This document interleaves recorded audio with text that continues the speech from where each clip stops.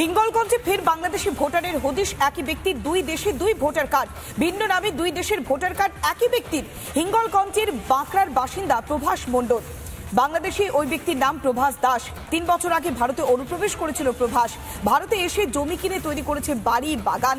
ভারতে এসে মাত্র ৩ বছরেই বানিয়েছে বিভিন্ন ধরনের নথি, তৈরি করেছে নকল আধার কার্ড, ভোটার কার্ড। স্থানীয় তৃণমূল নেতার সৌজন্যে কি নথি তৈরি করা হয়েছে।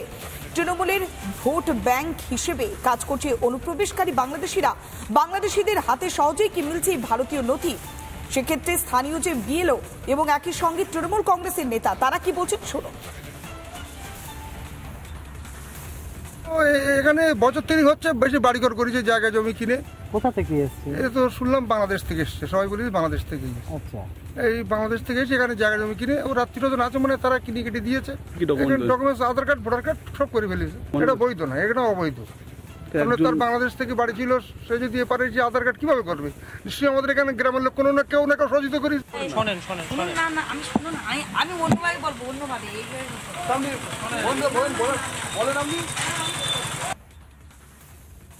বুথ লেভেল অফিসার তিনি মুখ খুলতে চাইছেন না, কোথাও কি ভয় কাজ করছে? রীতিমতো রাজ্যের পরিস্থিতি নিয়ে উষ্মা প্রকাশ করেছে বিজেপি নেতা, পাশাপাশি সাফাই দিতে শোনা গিয়েছে তৃণমূলের পঞ্চায়েত সদস্যকে। শুনুন। পশ্চিমবঙ্গের সীমান্তবর্তী অঞ্চলে এরকম হাজার হাজার মানুষ আছেন যারা অবৈধভাবে পশ্চিমবঙ্গে তৃণমূল কংগ্রেসের সহযোগিতায় ভোটার তালিকায় নাম তুলে বসে আছে। এদের ভোটেই তৃণমূল কংগ্রেস বারবার ক্ষমতায় থাকছে। এদেরকে দিয়েই বুথ দখল, এদেরকে দিয়েই ছাপ্পা ভোট, এদেরকে দিয়েই বিরোধীদের উপর মস্তানি তৃণমূল কংগ্রেস চালিয়ে যাচ্ছে। সেই কারণে নির্বাচন কমিশন যখন SIR করতে পশ্চিমবঙ্গে মমতা বন্দ্যোপাধ্যায়ের নেতৃত্বে তৃণমূল কংগ্রেস সেটা আটকাতে ব্যস্ত। এখন আমি ভোটার লিস্ট খতিয়ে দেখলাম, সেটাও দেখলাম, দেখে বললাম যেটা হিসেবে আমার এলাকার না। এবারে তখনকার সময় কিভাবে সরকারি মাধ্যমে হোক আর যে কোনো মাধ্যমে হোক দেখা যাচ্ছে ভোটার হয়েছে।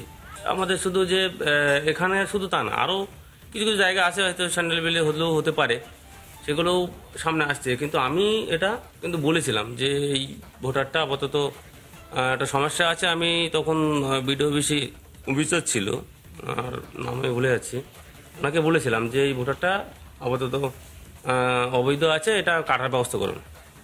উনি বলেছিলেন যে না, কাটা অত সোজা না, এর অনেক প্রসেস আছে। যদি প্রসেস যদি কোনোদিন থেকে থাকে তাহলে কাটার ব্যবস্থা করে দেন।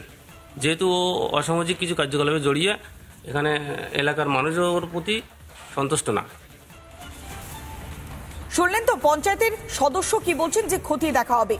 কিন্তু 3 বছর আগে বাংলাদেশ থেকে ভারতে এসেছেন, গোপনে নথি বানিয়েছেন, আর রীতিমতো বাড়ি বানিয়ে বাগান বাড়ি করে একেবারে সুন্দরভাবে জীবনযাপন করছেন। কোথায় না, অনুপ্রবেশ করে এই বাংলার বুকে। দেখুন আমাদের প্রতিনিধি অর্ণবের প্রতিবেদন।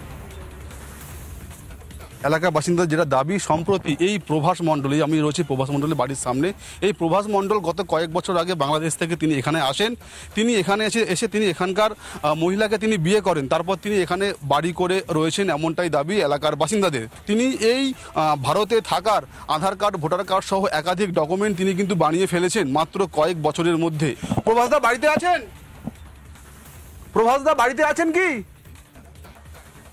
রিপাবলিক বাংলা থেকে এসছি, একটু কথা বলবো। প্রভাসদা, এলাকার বাসিন্দারা বলছে আপনি নাকি বাংলাদেশ থেকে নাকি অবৈধভাবে আপনি এখানে এসছেন, এখানে এসে আপনি এখানকার ভোটার কার্ড, আধার কার্ড সব আপনাকে বানিয়ে ফেলেছে। যেটা বুঝতে পারছি কিন্তু এর বাড়ির ভিতরে মানে কোনো ব্যক্তি বা কেউ কিন্তু আছে, কিন্তু আমরা একাধিকবার ডাকাডাকি করলাম, কিন্তু কোনো সাড়া শব্দ কিন্তু পাওয়া গেল না।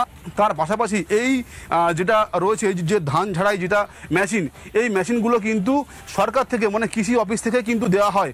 সেই সরকারি কৃষি অফিসের ধান ঝাড়াই মেশিনও তিনি কিন্তু পেয়ে গিয়েছে।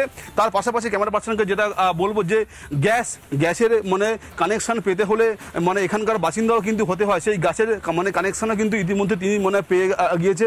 বাড়িতে কিন্তু লাইট জ্বলছে, কার্যত কিন্তু বোঝাই যাচ্ছে যে এখানকার যে বৈদ্যুতিক মিটারও কিন্তু পেয়ে গিয়েছে এই প্রভাস দাস। তাহলে এই অল্প সময়ের মধ্যে এত কিছু সুবিধা ভারতে বাস করার জন্য কিভাবে পেল, এই নিয়ে কিন্তু প্রশ্ন উঠছে। হিঙ্গলগঞ্জ থেকে ক্যামেরায় অরিন্দমের সাথে অর্ণব মৈত্র, রিপাবলিক বাংলা।